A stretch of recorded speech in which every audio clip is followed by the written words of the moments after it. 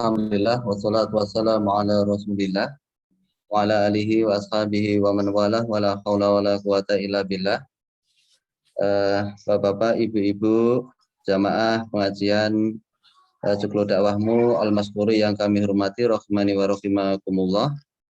Bersyukur dan berbahagia sekali pada malam hari ini kita kembali dipertemukan oleh Allah Ta'ala dalam majelis yang insya Allah sangat mulia, yakni majelis ilmu, yang mana Rasulullah SAW sampaikan bahwasanya barang siapa yang menempuh sebuah perjalanan dalam rangka untuk menuntut ilmu, maka Allah Ta'ala mudahkan baginya masuk surga. Semoga Allah Ta'ala kumpulkan kita di majelis ilmu ini dan nanti di akhirat Allah Ta'ala kumpulkan kita di surga. Bapak-bapak, ibu-ibu sekalian, Amin, amin. Alhamdulillah kita sudah mengkaji 6 hadis ya yang dibawakan oleh Ustadz Ari. Yang pertama sekali adalah hadis terkait dengan niat, amal perbuatan bergantung pada niat. Kemudian yang kedua hadis terkait dengan rukun Islam, rukun iman dan ihsan. Kemudian yang ketiga hadis terkait dengan rukun Islam. Yang keempat terkait dengan takbir ya, baik dan buruknya perbuatan dilihat di akhirnya. Kemudian yang kelima larangan mengada-adakan perkara baru dalam agama. Kemudian yang keenam, Bapak ibu-ibu masih ingat ya, halal, haram dan syubhat ya. Halal itu jelas dan haram itu jelas. Yang ketujuh ini insya Allah akan kita kaji bersama Ustadz Ari adalah agama itu adalah nasihat. Betul Ustadz Ari nggih? Ya. Nggih. Untuk mengingat waktu, monggo Ustadz Ari, waktu dan tempat kami persilahkan. Ya, terima kasih Mbak Tito. Assalamualaikum warahmatullahi wabarakatuh. Innal hamdalillah nahmaduhu wa nasta'inuhu wa nastaghfiruh wa na'udzu billahi min syururi anfusina wa min sayyiati a'malina. May yahdihillahu fala mudhillalah wa may yudlilhu fala hadiyalah. Asyhadu an la ilaha illallah wahdahu la syarikalah wa asyhadu anna Muhammadan abduhu wa rasuluhu la nabiyya ba'dah. Allahumma salli ala Muhammad wa ala ali Muhammad kama sallaita ala Ibrahim wa ala ali Ibrahim fil alamin innaka Hamidum Majid. Jamaah kajian malam Jumat yang berbahagia. Alhamdulillah kita syukuri nikmat apapun yang diberikan oleh Allah Subhanahu wa taala, karena nikmat yang Allah berikan kepada kita itu tidak mungkin bisa dihitung jumlahnya. Itu sebagaimana yang Allah tekankan di dalam Al-Qur'an, bahwa ketika kita mencoba untuk menghitung-hitung nikmat Allah, maka pastilah kita tidak mampu untuk menghitungnya. Oleh karenanya maka ketika kita menginginkan untuk ditambahkan nikmat itu, caranya adalah dengan bersyukur. Sebaliknya kalau kita memilih untuk dicabut nikmat itu, maka ada caranya juga, yaitu caranya dengan kufur. Nah, hidup itu adalah pilihan. Allah sudah kasih rumus, kalau mau nikmatnya ditambah, ya kita bersyukur. La in syakartum la azidannakum. La azi, ada kata la. Sungguh akan aku tambah nikmatku kepada kalian. Tapi sebaliknya, wala in kafartum. Nah, pilihan yang kedua, ketika ingin dicabut nikmatnya, maka rumusnya adalah kufur. Ya, kita tinggal memilih mau ditambah nikmatnya atau dicabut nikmatnya. Kalau mau ditambah, maka Allah sudah kasih rumus, yaitu kita hendaknya bersyukur kepada Allah Subhanahu wa taala. Kemudian tidak lupa salat dan salam semoga senantiasa tercurahkan pada Nabiullah Muhammad sallallahu alaihi wasallam, junjungan umat manusia, yang semoga kita senantiasa bisa menjalankan sunnah-sunnahnya hingga akhir hayat kelak. Jamaah sekalian yang berbahagia, seperti yang tadi sudah disampaikan oleh Pak Tito, kita akan membahas hadis yang ketujuh dari hadis Arba'in An-Nawawiyah, di mana kita juga akan membahas syarahnya yang ditulis oleh Imam Ibnu Daqiq Al-Aid. Syarah yang ditulis oleh Imam Ibnu Daqiq ini memang tidak panjang. Jadi syarahnya itu kebanyakan singkat. Akan tetapi sangat padat penjelasannya, sehingga saya kira sudah memadai apa yang dijelaskan oleh beliau terkait dengan hadis arba'in ini. Kita masuk ke hadis yang ke-7. Ya, ini ya. Al-haditsus sabi'. Kalau 7 itu bahasa Arabnya sab'atun. Kalau ke-7 itu bahasa Arabnya as-sabi'. Maka hadis ke-7 itu bahasa Arabnya adalah al-haditsus sabi'. Hadis yang ke-7. Apa bunyinya? An Abi Ruqayyah Tamim bin Ausin ad-Dari radhiyallahu taala anhu anna Nabiyya sallallahu alaihi wasallam qala ad-dinun nasihah. Qulna liman? Qala lillahi wa likitabihi wa lirasulih wa li a'immatil muslimin wa ammatihim. Rawahu Muslim. Dari Abi Ruqayyah Tamim bin Aus ad-Dari radhiyallahu taala anhu, sesungguhnya Nabi Muhammad sallallahu alaihi wasallam bersabda, ad-dinu an-nasihah. Agama itu adalah nasihat. Qulna, kemudian kami bertanya, liman? Untuk siapa? Qala, maka Rasulullah menjawab, lillah, untuk Allah. Wali kitabihi, dan untuk kitabnya. Wali rasulihi, dan untuk rasulnya. Wali a'immatil muslimin, dan untuk para pemimpin muslim. Wa ammatihim, dan untuk rakyatnya. Hadis riwayat Muslim. Ketika kita membaca hadis ini, maka tentu kita bertanya-tanya. Agama itu adalah nasihat. Untuk siapa? Jawaban Rasulullah adalah untuk Allah. Loh, nasihat untuk Allah. Wali kitabihi, dan untuk kitabnya. Wali rasulihi, dan untuk rasulnya, dan seterusnya. Nah, lantas apa maksud dari nasihat itu untuk Allah, untuk kitabnya, untuk rasulnya, untuk para pemimpin muslim, dan untuk rakyat mereka? Nah, Ibnu Daqiq mengawali dengan penjelasan mengenai perawi hadis ini, yaitu Tamim ad-Dari. Laisa li Tamim ad-Dari radhiyallahu anhu ghairu hadzal hadis. Ibnu Daqiq mengatakan bahwa Tamim ad-Dari meriwayatkan hadis ini dan tidak meriwayatkan hadis yang lain.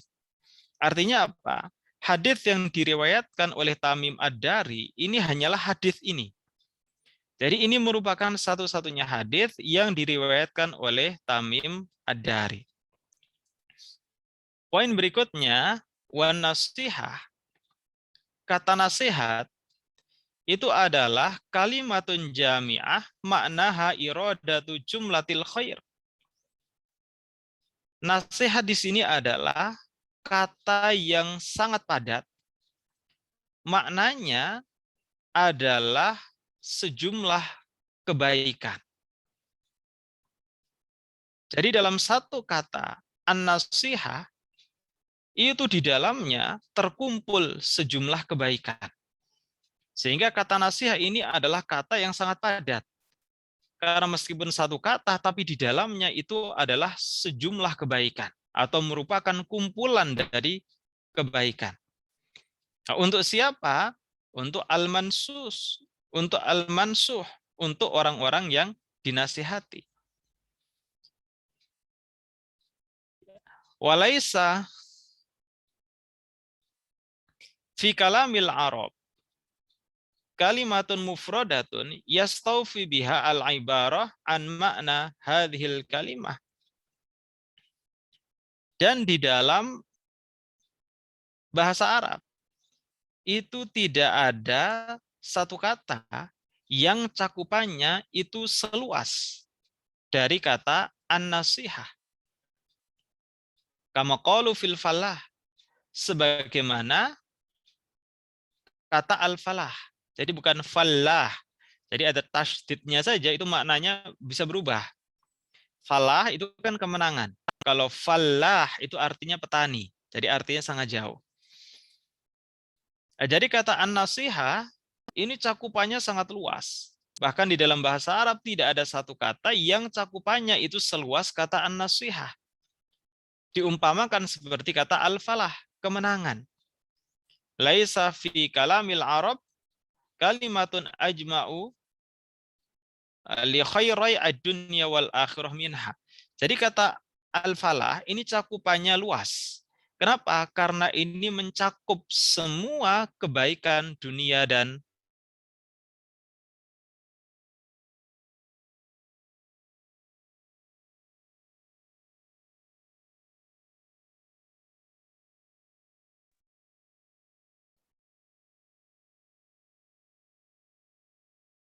akhirat. Makanya dalam adzan tuh hayya memiliki cakupan makna yang sangat luas. Nah, ini yang poin kedua. Yang poin ketiga, wa makna qaulihi, dan arti dari sabdanya ad-dinun nasiha, ini maknanya apa? Agama nasihat. Ai imaduddin wa qiwamuhu. Jadi ad-dinun nasiha itu artinya adalah imaduddin wa qiwamuhu.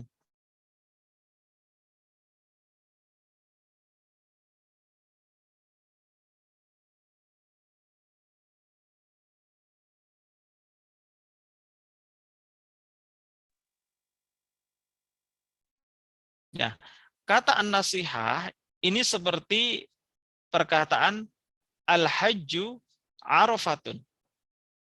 Haji itu adalah arafah. Sama kan ad-dinu an-nasihah. Agama itu adalah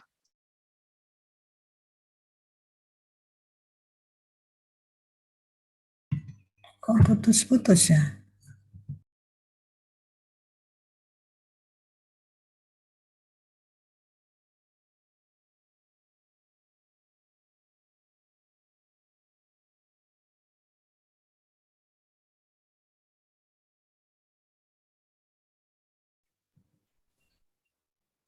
Ustadz Ari hilang. Iya, hilang ini, hilang. Memang hilang. Tunggu dulu, J. Kan sinyalnya kurang bagus. Nggih.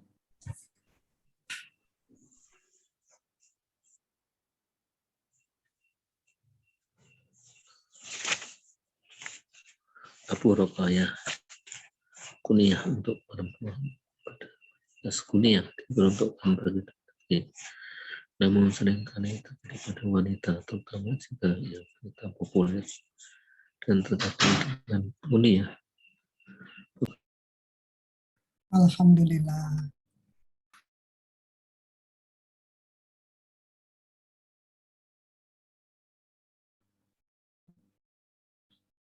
Sinyalnya kurang bagus, Ustaz iya Ari. ya. Mohon maaf ini putus ini. Terlempar tadi. Betul.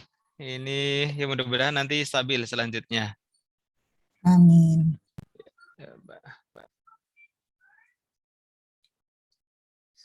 Ya, saya lanjutkan. Ini saya ulang ya. Wa makna qaulihi ad-dinun nasihah, dan makna dari ad-dinun nasihah, agama adalah nasihat. Ini adalah imaduddin wa qiwamuhu. Artinya nasihat itu adalah imaduddin, tiang agama, wa qiwamuhu, dan tegaknya agama. Maka nasihat ini adalah tiang dan tegaknya agama. Dengan nasihat inilah maka agama akan tegak.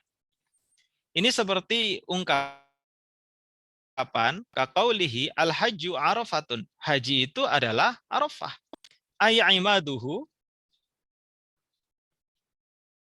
artinya adalah arafah ini merupakan bagian yang besar dari haji. Wa mu'dhamuhu, dan arafah ini adalah bagian yang penting di dalam haji. Jadi di sini ditulis al-hajju arafah. Padahal haji itu kan bukan hanya arafah. Tapi disebutkan al-hajju arafah. Haji itu adalah arafah. Maksudnya arafah ini adalah tiangnya haji. Kemudian wa mu'dhamuhu Arafah ini adalah bagian yang penting dan besar dari haji. Sama dengan ini, ad-dinu an-nasihah.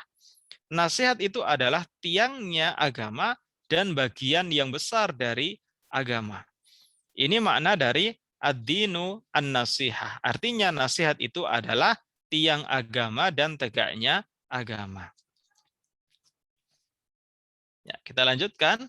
Wa amma tafsirun nasihah wa anwa'uha faqala al-Khattabi wa ghairuhu minal ulama, dan terkait dengan makna an-nasihah dan bagian-bagiannya, maka Imam Khattabi dan selainnya dari para ulama mengatakan bahwa maksud dari an-nasihatu lillah ta'ala, maksud dari nasihat untuk Allah Subhanahu wa taala,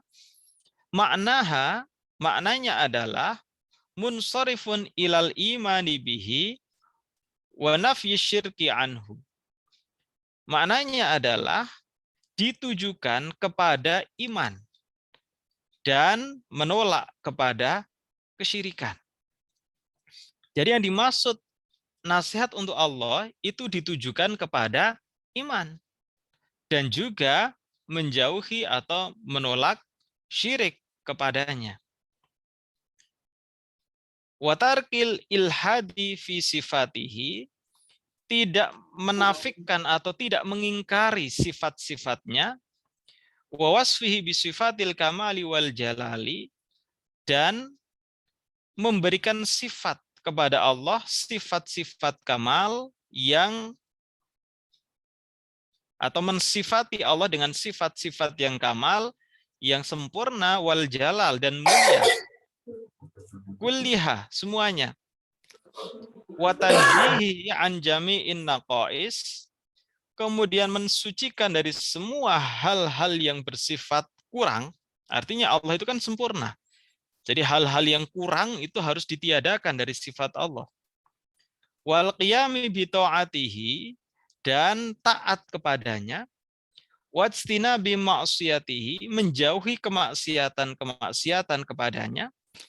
Wal hubbi fihi wal bughdi fihi. Jadi suka dan benci itu karena Allah. Wa jihadi man kafara bihi, dan jihad terhadap orang-orang yang kafir kepadanya. Wal i'tirafi bi ni'matihi, mengakui nikmat-nikmatnya. Wa syukri 'alaiha, dan bersyukur atas nikmat itu. Wal ikhlasi fi jami'il umur, kemudian dia ikhlas terhadap semua perkara atau masalah. Wad du'a ila jami'il awsafil madhkurah, dan mengajak kepada orang-orang untuk melakukan perbuatan-perbuatan sebagaimana yang tadi disebutkan.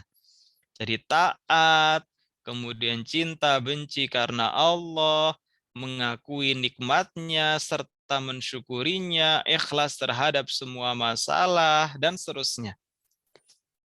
Wal hathi 'alaiha, dan mendorong orang untuk melakukannya. Wat talatufi bin nas, dengan cara yang lembut.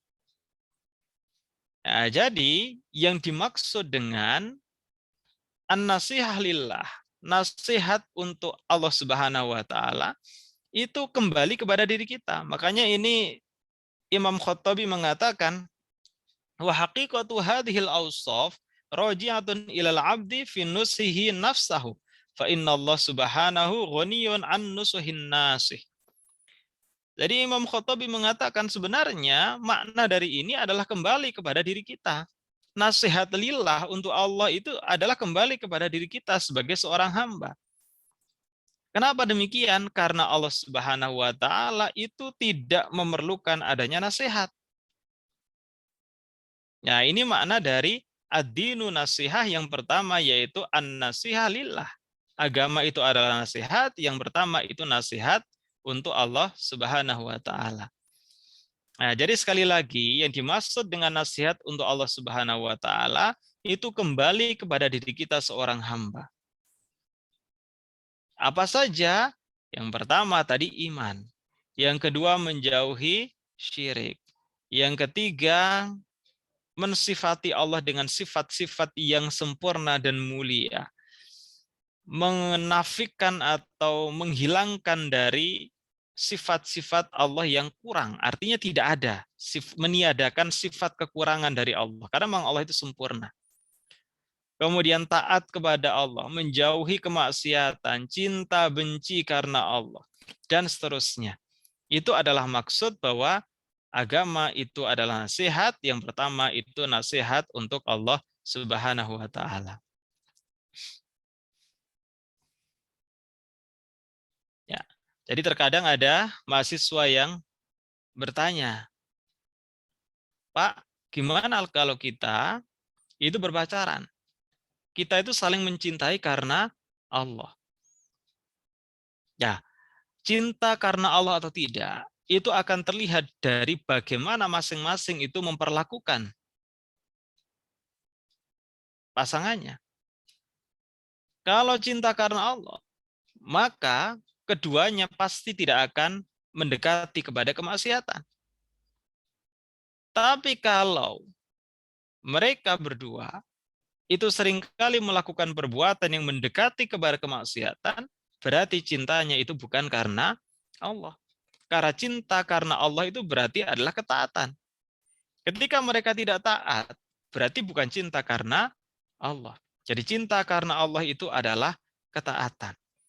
Maka kalau ada yang mengatakan seorang laki-laki, uhibbuki lillah. Nah ini Mbak ya, aku mencintaimu untuk Allah. Atau aku mencintaimu karena Allah.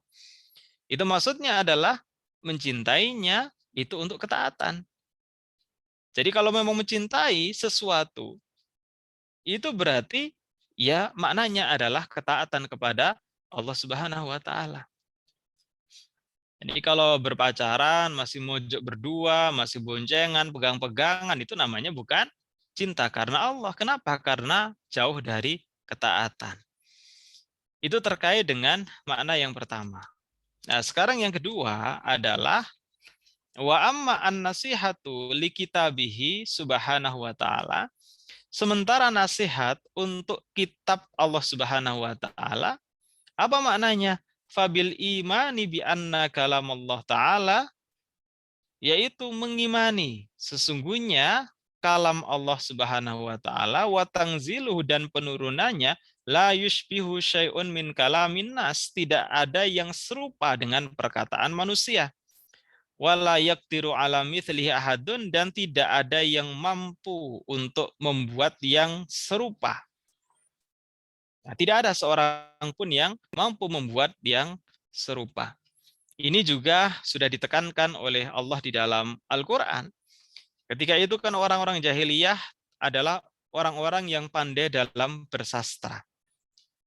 Maka kemudian Allah menantang untuk mendatangkan satu ayat saja yang bisa menandingi Al-Quran. Nah, dalam Al-Quran disebutkan, kulla in ijtama'atil insu wal jinnu, andai kata manusia dan jin berkumpul ala ayyatu bimithli hadzal Qur'an, untuk mendatangkan yang serupa dengan Al-Qur'an ini, la ya'tuna, tidak mungkin mereka bisa mendatangkan bimithlihi, yang serupa, walau kana ba'dhum li ba'din dhahira, meskipun antara satu dengan yang lainnya itu saling bekerja sama. Maka ketika itu ada seorang sastrawan pada masa jahiliyah yang dia ingin menandingi Al-Quran. Dia membuat syair. Salah satunya adalah Al-Fil. Wahai gajah. Wama adraka mal fil. Apa itu gajah? Lahu dzanabun wathilun. Dia memiliki ekor yang kecil. Wa khurtumun tawilun, dan memiliki belalai yang panjang. Ini sangat jauh jika dibandingkan dengan misalnya Quran surat Al-Fil. Apa yang dibuat oleh Musailamah Al-Kadzab ini tidak memiliki nilai sastra, dan juga secara makna itu tidak ada yang istimewa. Itu hal yang biasa saja. Nah, oleh karenanya maka memang benar. Yang namanya Al-Quran, kalau ini makna dari agama sebagai nasihat untuk kitab Allah, yaitu kita mengimani bahwa kalam Allah yaitu Al-Quran tidak ada yang bisa menyerupainya dan tiada satupun manusia yang mampu untuk mendatangkan yang serupa. Nah, thumma ta'dhimihi wa tilawatihi haqqa tilawatihi. Kemudian juga mengagungkan Al-Quran serta membacanya dengan bacaan yang benar. Jadi tilawah itu tidak sekedar qoro'ah. Jadi tala dengan qoro'ah itu berbeda. Kalau qoro'ah itu hanya membaca. Kalau tala itu membaca dengan benar.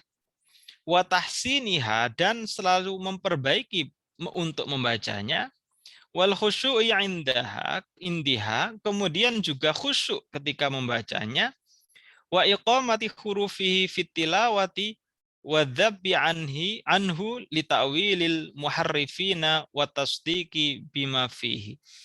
Jadi ya membacanya itu ya harus benar, huruf per hurufnya, kemudian sesuai dengan hukum-hukum yang benar dalam membaca Al-Quran. Karena membaca Al-Quran itu ada hukumnya. Makanya di sini disebutkan wal wuqufi ma'a ahkamihi. Wa tafahumi ulumihi wa amsalihi. Kemudian juga memahami ilmunya dan juga permisalan-permisalan yang ada di dalamnya. Wal i'tibar, mengambil hikmah bima wa'adhi'ihi, pada beberapa bagian Al-Quran. Wa tafakkuri fi ajaibihi, dan juga memikirkan keajaiban dari Al-Quran. Wal amali bimuhkamihi wa taslimi al-mutasyabihi, kemudian ya menjauhkan dari pemaknaan-pemaknaan yang memang itu menyesatkan. Wal bahthi an umumihi, kalau ada yang mujmal, yang global, maka dibahas. Wa du'a ilaihi wa ila ma dzakarna min nasihatihi. Kemudian mengajak kepada orang lain untuk berzikir atau memikirkan Al-Quran serta mengambil pelajaran dari Al-Quran. Nah, ini makna dari nasihat itu li kitabihi. Jadi ya terkait dengan kitab Allah yaitu Al-Quran. Nah, kalau Al-Quran ini berarti ya mengimaninya, selain tadi bahwa ini adalah kalam yang berbeda dari yang lain, juga membacanya dengan benar sesuai dengan hukum-hukumnya, kemudian memahaminya, mengamalkannya, dan seterusnya. Menjauhkan dari pemaknaan yang sesat. Ya, membaca Al-Quran saja ini bernilai sebagai ibadah, dan penghitungannya itu per huruf. Makanya di dalam hadis Nabi disebutkan, man qara'a harfan min kitabillah, barang siapa yang membaca satu huruf dari kitab Allah, falahu bihi hasanatun, maka baginya itu kebaikan. Wal hasanatu asyru amthaliha, kebaikan itu jumlahnya adalah 10. Kemudian Nabi mengatakan, la aqulu alif lam mim, aku tidak mengatakan alif lam mim itu harfun. Akan tetapi alifun harfun, lamun harfun, mimun harfun.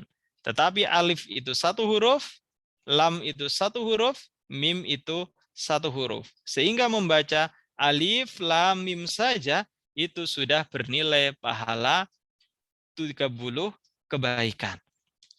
Ini membaca Al-Quran. Belum lagi kalau kita memahami Al-Quran sekaligus mengamalkan Al-Quran. Jadi kenapa membaca Al-Quran saja bernilai sebagai pahala? Ini untuk memotivasi agar kita dekat dengan Al-Quran, kemudian kita memahaminya serta mengamalkannya. Karena dulu pernah saya sampaikan yang dikatakan oleh Muhammad Abduh, limadza ta'akhkharal muslimuna wa taqaddama ghairuhum? Kenapa orang-orang muslim itu cenderung terbelakang sementara non-muslim itu maju? Nah, di akhir kitab yang judulnya tadi saya sebutkan itu, Muhammad Abduh menyimpulkan karena umat Islam sudah semakin jauh dari Al-Quran dan As-Sunnah. Maka ditambah oleh ulama pembaharu juga yang mengatakan bahwa Orang Islam itu mundur karena jarang sekali membuka, apalagi memahami dan mengamalkan Al-Quran. Al-Quran yang harusnya dijadikan sebagai pedoman hidup, tetapi justru diperuntukkan untuk orang yang meninggal dunia. Ketika nggak ada orang yang meninggal, nggak baca Al-Quran. Ketika ada orang meninggal, baru baca Al-Quran. Ketika tidak ziarah ke kubur, tidak baca Al-Quran. Tapi ketika mau ziarah kubur, bawa Al-Quran, membaca Al-Quran. Ini Al-Quran untuk orang yang hidup atau orang yang sudah meninggal. Padahal Al-Quran itu adalah petunjuk bagi orang-orang yang masih hidup agar terarah hidupnya untuk menggapai kebahagiaan di dunia dan di akhirat. Inilah yang menurut para ulama pembaharu menyebabkan kemunduran orang Islam karena sudah semakin jauh dari Al-Quran dan As-Sunnah. Nah, oleh karenanya maka kajian semacam ini juga salah satu upaya untuk mendekatkan kita kepada Al-Quran dan As-Sunnah. Oleh yang Al-Quran itu diisi dengan tafsir, yang hadis itu kajian syarah hadisnya. Ini semakin mendekatkan Al-Quran dan As-Sunnah, sehingga harapannya dengan semakin dekatnya dengan Al-Quran dan As-Sunnah, itu kehidupan kita akan menjadi lebih maju, lebih progresif, baik untuk kepentingan diri sendiri, keluarga, maupun untuk kepentingan di dalam masyarakat. Ya, ini terkait dengan makna yang kedua, yaitu agama, nasihat, li kitabihi, untuk kitab Allah Subhanahu wa Ta'ala. Nah, sekarang yang berikutnya, wa amman nasihat li rasulihi, dan nasihat untuk rasulnya, apa maknanya? Fatasdiquhu ala risalah. Jadi membenarkan bahwa rasul itu adalah pembawa risalah. Wal imanu bi jami'i ma ja'a bi, dan mengimani apa yang datang dengan Rasulullah. Artinya apa yang dibawa oleh Rasulullah itu diimani. Wa ta'atuhu fi amrihi wa nahihi, dan taat kepada Allah dalam perintah maupun larangannya. Wa nusratihi hayyan wa maitan, kemudian membela Rasulullah baik ketika Rasulullah hidup maupun Rasulullah sudah meninggal dunia. Jadi memang kita punya kewajiban untuk membela Rasulullah. Kalau ada yang menghina Rasulullah, maka kita harus membela. Tapi membelanya itu juga bukan dengan cara kekerasan. Bukan dengan mengeroyok, memukul, dan seterusnya. Tapi membelanya ya nanti ada. Itu dengan cara-cara yang latif, dengan cara-cara yang lembut. Nah, makanya ketika kita ingin mengarahkan orang kepada kebaikan, kan sesuai dengan perintah dari Rasulullah. Dengan apa caranya? Ya ud'u ila sabili rabbika, ajaklah kepada jalan Tuhanmu bil hikmah, dengan hikmah. Hikmah itu apa? Dengan perbuatan. Jadi banyak orang-orang non-muslim itu menjadi mu'alaf, masuk ke dalam Islam karena melihat bagaimana perilaku umat Islam yang menunjukkan ajaran Islam. Nah, tapi yang sebaliknya juga ada. Makanya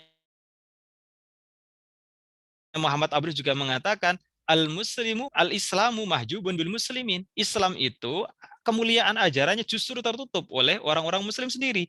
Islam mengajarkan kejujuran sebagai induk dari kebaikan, ternyata banyak jadi koruptor. Al-islamu mahjubun bil muslimin. Kemuliaan Islam terhalang oleh orang-orang muslim sendiri. Padahal kalau orang-orang muslim itu mau melaksanakan ajaran Islam secara konsisten, maka itu merupakan bagian dari dakwah bil hikmah, dengan perbuatan. Terus dengan apa? Wal mau'idatil hasanah.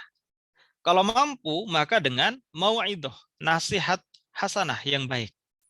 Dengan berbicara, memberikan nasihat, ceramah, dan seterusnya. Atau wajadilhum billati hiya ahsan. Kalau sudah gak bisa lagi, ya bil mujadalah, dengan mendebat. Nah, maka kalau ada yang menghina Nabi Muhammad, itu caranya adalah dengan mendebat mereka. Yang melaporkan ke polisi karena penodaan agama itu juga cara mendebat, karena nanti akan terjadi perdebatan di pengadilan. Jadi cara yang digunakan bukan menggunakan cara-cara kekerasan, karena ini nggak ada ajarannya. Ya, paling mentok itu adalah bil mujadalah. Paling mentok itu adalah dengan berdebat. Ya, dulu Rasulullah kenapa berperang? Masanya berbeda. Masa dulu memang kulturnya itu peperangan. Dan strategi yang diterapkan oleh Rasulullah itu adalah defensif. Jadi tidak memerangi dulu, karena diperangi kemudian memerangi balik. Kalau tidak, maka hancurlah umat Islam. Jadi peperangan dilakukan juga untuk menyelamatkan Islam dan umat Islam.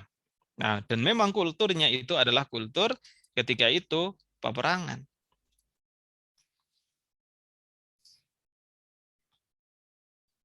Wa mu'alatu man walahu. Kemudian mencintai siapa yang mencintai Rasulullah. Oh, sebelumnya ini wa mu'adatu man ada. Memusuhi siapa yang memusuhi Rasulullah. Wa i'dhamu haqqihi, kemudian mengagungkan haknya. Wa tauqiruhu, memuliakannya. Wa ihya'u tariqatihi wa sunnati, dan menghidupkan sunnah-sunnahnya. Wa ijabatu da'watihi, memenuhi ajakan Rasulullah. Wa nashru sunnatihi wa nafyut tuhmati anha, menyebarkan sunnah-sunnahnya dan menolak tuduhan yang buruk terhadap sunnah Rasulullah. Wasti'thari ulumiha wa tafaqquhi fi ma'aniha, ya intinya adalah untuk memahami makna dari sunnah-sunnah Rasul itu. Wal imsaku, ini yang penting juga, wal imsaku anil kalami fiha bi ghairi ilmin, menahan diri untuk tidak berbicara mengenai sunnah atau hadits manakala memang kita tidak punya ilmunya. Karena ini bisa fatal ketika kita berbicara tanpa adanya ilmu.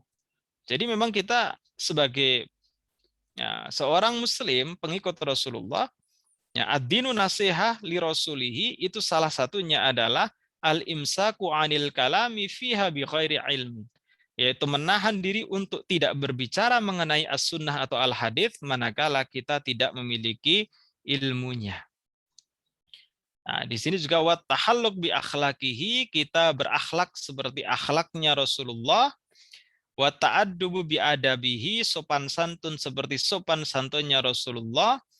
Wa mahabbatu ahli baitihi, kemudian mencintai keluarganya. Wa ashabihi, dan mencintai sahabatnya. Nah, ini juga penting. Wa mujanabatu manibtada'a fi sunnatihi au ta'arrada li ahadim min ashabi wa nahwi dzalika. Jadi menjauhi bid'ah. Ya, jadi kata bid'ah itu memang disebut oleh Rasulullah, sehingga ini bukan merupakan kata yang asing. Dan kita tidak boleh alergi dengan kata bid'ah. Ya, salah satu bentuk nasihat yang dimaksud li Rasulillah ini adalah menjauhi bid'ah, perkara yang mengada-ngada yang disandarkan kepada Allah dan Rasulnya, padahal tidak pernah diajarkan baik di dalam Al-Quran maupun Al-Hadis, tetapi disandarkan kepada Allah dan Rasulnya. Kemudian yang berikutnya, wa amman nasihah li aimmatil muslimin, dan nasihat untuk para pemimpin orang-orang muslim, fa muawanatuhum 'alal haqqi, membantu mereka pada kebenaran. Wa ta'atuhum wa amruhum bihi wa tanbihuhum wa tadhkiruhum birifkin wa lutfin. Mentaati mereka, kemudian memperingatkan mereka serta mengingatkan mereka, tapi birifkin wa lutfin, dengan cara yang lembut dan kasih sayang. Wa i'lamuhum bima ghafalu anhu, mengingatkan mereka ketika mereka lalai. Wa tablighuhum min huquqil muslimin, dan menyampaikan kepada mereka hak-hak orang-orang muslim. Wa talqul khuruji alaihim bisayf, dan meninggalkan pemberontakan menggunakan pedang. Artinya tidak boleh memberontak. wa ta'lif qulubin nasi li ta'atihim wassalati khalfihim. Kemudian menyatukan hati masyarakat untuk taat kepadanya dan sholat di belakang para imam itu. Wal jihad ma'ahum, kemudian berjihad bersama dengan mereka, wa ayyad'u lahum bis shalah. Jadi mendoakan mereka dengan kebaikan. Ini maksud ad-dinu nasihat, agama itu nasihat li'a'immatil muslimin, untuk para pemimpin-pemimpin muslim. Nah, tetapi ketaatan terhadap pemimpin itu tidak boleh dalam kemaksiatan kepada Allah. Karena ada hadis Nabi, la ta'ata, tidak ada ketaatan li makhlukin, untuk makhluk, fi maksiatil khaliq, di dalam kemaksiatan kepada Tuhan. Nah, jadi ketaatan kita kepada ulil amri itu manakala ulil amri tidak mengajak kepada kemaksiatan. Makanya dalam Al-Quran itu ati Allah wa ati'ur Rasul wa ulil amri minkum. Tidak ada wa ati'u ulil amri minkum. Artinya apa? Ketaatan kepada ulil amri tergantung. Apakah dia mengajak kepada ketaatan kepada Allah dan Rasulnya atau tidak? Kalau iya, wajib untuk ditaati. Tapi kalau tidak, berarti la ta'ata li makhlukin fi maksiatil khaliq. Tidak ada ketaatan untuk kemaksiatan terhadap Tuhannya. Jadi nasihat untuk para pemimpin umat Islam adalah dengan mentaati mereka, mengingatkan mereka dengan cara yang lembut dan dengan cara yang latif, dengan cara yang kasih sayang, mengingatkan mereka ketika mereka lalai, mengingatkan mengenai hak-hak orang muslim, tidak melakukan pemberontakan, mengajak masyarakat untuk mentaatinya, kemudian mendoakan untuk kebaikan mereka. Ini adalah nasihat untuk para pemimpin umat Islam. Yang terakhir, wa amma nasihatu amatil muslimin. Sementara nasihat untuk amatil muslimin, yaitu untuk masyarakat muslim. Nah, ini selain dari para pemimpin itu. Apa tuh? Wa irsyaduhum lima salihim fi akhiratihim wa dunyahum. Jadi membimbing, mengarahkan mereka untuk mendapatkan kemaslahatan di akhirat maupun di dunia. Jadi saling mengingatkan satu dengan yang lain. Wa i'anatuhum 'alaiha, kemudian saling tolong-menolong. Wasitru auratihim, kemudian menyembunyikan aibnya. Ya, auratihim di sini bisa dimaknai menyembunyikan aib, bukan menutup aurat, tapi menyembunyikan aib. Wasiddu kholatihim, kemudian memenuhi kebutuhannya, artinya saling membantu tadi ya. Wadaf'ul mudhar, atau menolak hal-hal yang membahayakan anhum mereka. Wajalbul manafi' lahum, dan menciptakan kemanfaatan untuk mereka. Wa amruhum bil ma'ruf, kemudian memerintahkan mereka kepada yang baik. Wa nahyum 'anil munkar, melarang mereka kepada kemungkaran. Nah, ini juga sama, birifkin, dengan lemah lembut dan kasih sayang.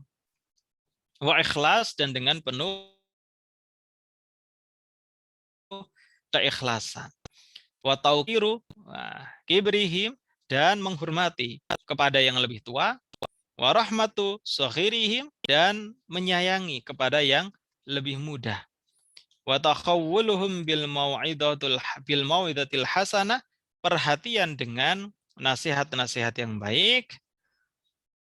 Wa tarku ghusyihim wa hasadihim, kemudian menjauhi penipuan dan perbuatan keji kepada mereka. Wa an yajiba an yuhibba lahum ma yuhibbu li nafsihi minal khair. Dia ayuhibba lahum ma yuhibbu li nafsihi minal khair. Jadi ya mencintai mereka sebagaimana ia mencintai kebaikan. Wa yakrahu lahum ma yakrahu li nafsihi minal makruh, dan dia membenci sebagaimana dia membenci apa yang buruk baginya. wa dhubbu an amwalihim wa aradihim, kemudian menjaga harta dan kehormatannya, dan seterusnya. Nah, ini adalah nasihat terhadap masyarakat. Jadi memang ya yang disebut sebagai ad-dinu nasihah itu lengkap. Yaitu terkait dengan apa? Terkait dengan Allah, terkait kitabnya, terkait rasulnya, terkait para imam atau pemimpin umat Islam, dan terkait dengan masyarakat. Kepada Allah bagaimana? Ya, kepada Allah itu nasihatnya adalah agar kita mengimani Allah, menjauhi syirik, taat kepada Allah, ya, mengagungkan Allah, mensifatinya dengan sifat-sifat yang sempurna dan juga mulia, kemudian hal-hal yang lain. Nah, semuanya itu kembali kepada diri kita. Kepada Rasulnya, mengimani apa yang dibawa oleh Rasul, selain juga mengimani bahwa Rasul itu adalah utusannya, menghidupkan sunah-sunahnya, mengajak orang untuk melaksanakan sunah-sunahnya, dan seterusnya. Termasuk membela Rasulullah baik ketika hidup maupun sudah meninggal dunia. Kemudian yang ketiga, yang kedua tadi kepada kitabnya belum ya? Kepada kitabnya. Ya, nasihat kepada Allah, kemudian kepada kitabnya itu berarti ia mengimani bahwa kitab Allah itu tidak ada yang menyerupai dengannya, kemudian membacanya sesuai dengan hukumnya dan memang membaca dengan baik, dengan penuh kekhusyukan, kemudian mengamalkan kitab itu kepada banyak orang. Yang tadi para Rasul sudah, kemudian yang keempat kepada imam atau pemimpin umat Islam, yaitu taat kepada mereka sepanjang mereka taat pada Allah dan Rasul-Nya, mengingatkan ketika mereka lalai, memperingatkan dengan cara yang lembut, mengajak masyarakat untuk mentaatinya, dan tidak lupa mendoakan untuk kebaikannya. Dan yang terakhir, untuk orang-orang Muslim, itu saling menasihati satu dengan yang lain, mencegah kemadharatan, kemudian menciptakan kemaslahatan, saling menasihati, menghormati yang tua, menyayangi yang kecil, dan seterusnya. Ini menunjukkan bahwa Islam itu adalah agama yang komprehensif. Ad-dinul kamil wasyamil. Agama yang kamil, yang sempurna, wasyamil, dan komprehensif. Jadi mengatur hubungan dengan Allah, dengan kitab Allah, dengan Rasul, dengan para pemimpin, juga kepada masyarakat secara umum. Inilah yang dimaksud ad-dinu nasihah, atau agama itu adalah nasihat. Ya, saya kira itu yang bisa saya sampaikan karena memang penjelasannya tidak terlalu panjang. Dan masih ada waktu 4 menit kalau mau digunakan untuk tanya jawab. Terima kasih. Assalamualaikum warahmatullahi wabarakatuh. Waalaikumsalam warahmatullahi wabarakatuh. Terima kasih Ustadz Ari, jazakumullah khair. Kajian pada malam hari ini terkait dengan ad-dinu nasihah. Agama adalah nasihat. Tadi dijelaskan agama adalah nasihat untuk Allah, untuk Rasulnya, untuk imam kaum muslimin, dan untuk sama kaum muslimin. Monggo Bapak-bapak, Ibu-ibu sekalian, kalau ada yang didiskusikan pada malam hari ini kami persilahkan.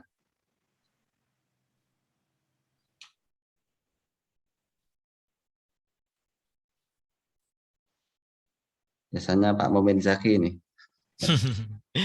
Ini pembahasannya sederhana soalnya, jadi kayaknya tidak mengundang pertanyaan. Enggak enak ya, masa saya setiap apa tanya terus, yang lain dulu lah. Enggak?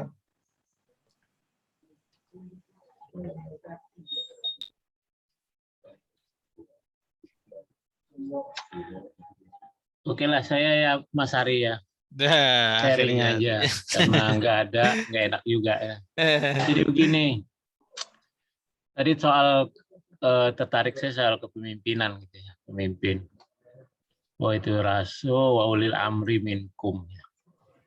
Cuman kan sebelumnya kalau nggak salah ada ayat yang mengatakan bahwa dulu saya samar-samar itu dengarnya, bahwa sebelumnya adalah harus ketaatan kepada Allah dulu kan gitu ya. Ya.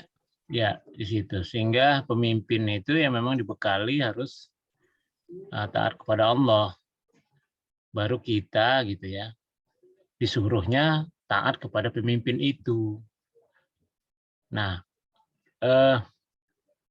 waktu itu kan Tuanku Guru Bajang itu pernah ngisi, tapi saya nggak diberikan kesempatan untuk tanya. Ketika dia mengatakan bahwa kepemimpinan Rasul dan para sahabat itu kan 4 kriterianya yang mereka pegang: sidik, amanah, tabligh, fatonah, kan gitu ya. Ya. Sehingga dengan 4 bekal itu mereka bisa memimpin, ketauladanan, kecerdasan, memang harus menggunakan seperti itu, tidak bohong, ya segala macam itu. Nah, apakah keempat ini, gitu ya, keempat ini kata sifat itu kumulatif atau alternatif? Jadi kalau misalnya salah satu, kalau dia kumulatif, berarti salah satu saja yang tidak ada dalam pemimpin itu, apakah kita masih juga mentaati dia, gitu ya? Karena dia artinya sudah pemimpin itu sudah tidak taat lagi kepada Allah, gitu, yang memerintahkan untuk tidak berkhianat, tidak menipu, tidak bodoh dan sebagainya. Itu yang, nah kalau seperti itu, ya saya minta tanggapan lah. Ya. Gitu Mas Haris. Pak Mukmin. Jadi memang ayatnya itu ya ayyuhalladzina amanu atiullah wa atiur rasul wa ulil amri minkum. Tadi saya sampaikan memang untuk ulil amri itu tidak digunakan kata atiu. Oleh karena maka kata atiu-nya itu merefer kepada ketaatan kepada Allah dan Rasulnya. Jadi atiullah, taatilah Allah, wa atiur rasul, dan taatilah Rasul, wa ulil amri minkum, langsung dan kepada ulil amri di antara kalian. Nah, maksudnya apa? Maksudnya adalah ketaatan terhadap ulil amri itu terhadap hal yang memang sesuai dengan ketaatan terhadap Allah dan Rasulnya. Kalau ulil amri itu mengajak kepada ketaatan terhadap Allah dan Rasulnya, maka wajib kita untuk taat kepada ulil amri. Tapi sebaliknya, kalau ulil amri itu mengajak kepada kemaksiatan, maka tidak ada ketaatan. Dan sesuai dengan penjelasan Ibnu Daqiq tadi, mestinya kita mengingatkan. Nah, mengingatkannya itu dengan cara yang baik. Nah, la ta'ata li makhluqin fi ma'siyatil khaliq, kata Nabi. Tidak ada ketaatan bagi seorang makhluk di dalam maksiatil khaliq, kemaksiatan terhadap Tuhannya. Nah, tetapi tadi ya, untuk mengingatkan itu, kalau Ibnu Daqiq itu 2 kali mengulang kalau tidak salah. Itu dengan cara yang latif, dengan cara yang lemah lembut, penuh dengan kasih sayang. Jadi bukan dengan kebencian. Artinya apa? Kita mengingatkan ulil amri itu ya memang ikhlas. Nah, juga disebut itu ikhlas. Ikhlas lillahi ta'ala, bukan karena hal yang lain. Nah, kalau kita terapkan sekarang, akan menghasilkan misalnya orang berdemonstrasi. Kalau demonstrasi itu dengan cara yang baik, maka itu menunjukkan ya memang keikhlasan kepadanya. Tapi kalau demonstrasi itu menggunakan kata-kata yang itu buruk, berarti ya sudah dicampuri dengan emosi. Ya itulah yang kemudian melahirkan adanya hate speech, adanya ujaran kebencian. Nah, jadi demonstrasi itu bagi saya juga merupakan bagian dari amar ma'ruf nahi mungkar. Ya, mau itu hasanah. Nah, gimana kita mau bicara lembut, pelan-pelan? Kita menginjak istana aja tidak bisa. Kan?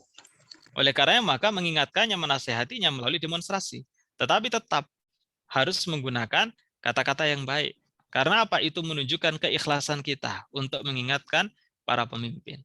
Tapi kalau tidak, menggunakan kata-kata yang buruk, kata-kata makian, itu berarti keikhlasannya sudah bercampur dengan amarah. Nah, sehingga biasanya itu akan melahirkan hate speech atau ujaran kebencian.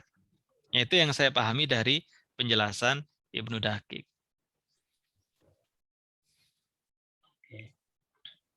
Kemudian Pak Mukmin, penjelasan Ustaz Haris. Iya, enggak apa-apa. Menambah aja, menambah masukan yang lain gitu ya. Mungkin Ustaz Ari ya, kerangkanya adalah kerangka konstitusi juga ya, maksudnya kalau dengan pemimpin mesti sesuai dengan konstitusi gitu ya untuk menasihatinya ya. Ya. yang tadi dengan lembut, dengan apalagi tadi ya, dengan baik, dengan ikhlas, dengan webinar sekarang ini dengan webinar sebetulnya itu sudah masukan juga, tapi kalau didengar kan gitu. Yeah. Itu kan cara halus juga ya Pak Ari ya. Webinar itu Iya, cara wah halus. webinar sangat halus itu. Ya. Jadi nanti ada rekomendasi dari webinar kan sangat bagus juga ya.